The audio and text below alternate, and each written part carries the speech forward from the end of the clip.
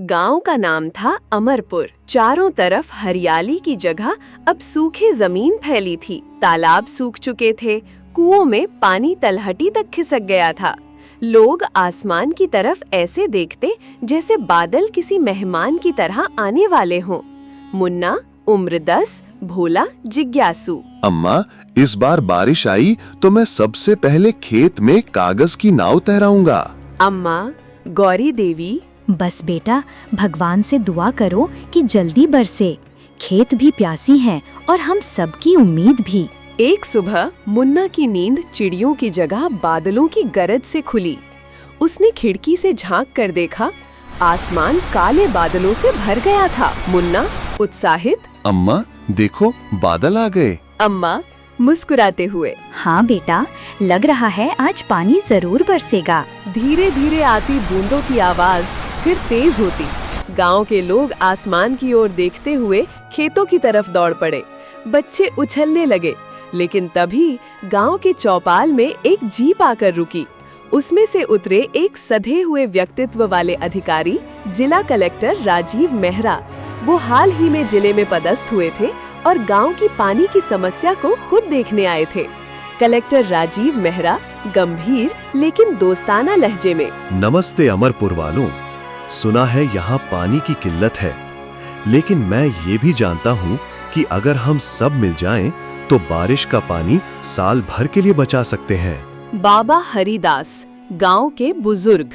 साहब, बारिश तो आती है, लेकिन उसका आधा पानी कीचड़ और नालियों में बह जाता है। तो इस बार हम जल उत्सव मनाएंगे, जहां हम सिर्फ बारिश का स्वागत नहीं करेंगे, बल्कि उसे संजोने की तैयारी भी करेंगे। बारिश और मुसीबत। दोपहर होते होते बारिश शुरू हो गई। बच्चे नाचने लगे, खेतों में मिट्टी की महक फैल गई। मुन्ना अपनी नाव लेकर दौड़ा और पानी में तैराने लगा। लेकिन रात होते होते बारिश तेज हो गई, नालियां भर गईं, पानी गलियों में बह निकला। मुन्ना के पड़ोसी शंकर काका का कच्चा घर ढह गया, उनका अनाज भीग गया। रामलाल, मुन्ना के पिता, ये तो मुसीबत बन गई। अगर पानी का रास्ता पहले से बना लेते तो ये हाल न होता। मदद और एकता। सुबह कलेक्टर राजीव मेहरा फिर गांव पहुंचे। उन्होंने देखा लोग मिलकर टूटे घरों की मरम्मत कर रहे हैं, बच्चे पानी निकालने में मदद कर रहे हैं। कलेक्टर, यही है असली ताकत, एकता। लेकिन हमें सिर्फ आपदा के बाद नहीं, पहले से तैयारी करनी होगी। बाबा हरिदास, बिल्कुल सही कहा साहब। मुन्ना उत्साहित, साहब, क्या हम बच्चे भी कुछ कर सकते हैं? कलेक्टर मुस्कुराकर, क्यों नहीं, तुम लोग बारिश बचाओ टोली बनाओ।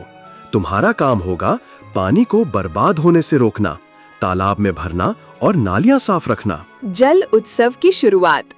कुछ ही दिनों में गांव में जल उत्सव शुरू हुआ। तालाब की सफाई हुई, नए पानी के गड्ढे खोदे गए, नालियों को पक्का किया गया। बच्चे हर बारिश में पानी इकट्ठा करके तालाब में डालते।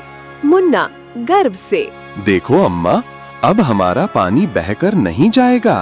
अम्मा मुस्कुराते हुए, हाँ बेटा, अब ये पानी आने वाली फसल को भी बचाएगा। फसल और भविष्य। कुछ महीनों बाद खेतों में हरियाली लहराने लगी। रामलाल के खेतों में भरपूर फसल हुई। कलेक्टर फिर गांव आए, बच्चों से हाथ मिलाया और कहा, कलेक्टर, अमरपुर अब सिर्फ बारिश का इंतजार नहीं करता, बल्कि उसे संजोना भी जानता है। यही है असली प्रगति। मुन्ना खुशी से, और ये हमारी बारिश बचाओ टोली का कमाल है। गांव में अब पानी सिर्फ एक मौसम की मेहमान नहीं, बल्कि पूरे साल का साथी बन चुका था। जल उत्सव को 6 महीने बीत चुके थे। गांव के तालाब पानी से लबालब थे। कुओं में पानी पहले से ज्यादा भर गया था। लेकिन सर्दियों के बाद गर्मी आने वाली थी, और गर्मी का मतलब था पानी की ज्यादा खपत। कलेक्टर राजीव मेहरा गांव की मीटिंग में, अमरपुर के लोगों, हमने पानी बचा लिया है, लेकिन असली परीक्षा गर्मी में होगी। हमें इसका इस्तेमाल सोच समझकर करना होगा। रामलाल, साहब, हम खेतों में ज्यादा पानी तो नहीं डालेंगे, लेकिन गर्मी में लोग पीने का पानी ज्यादा चाहेंगे। कलेक्टर, यही वजह है कि मैं चाहता हूँ बारिश बचाओ टोली अब जल प्रहरी बन जाए।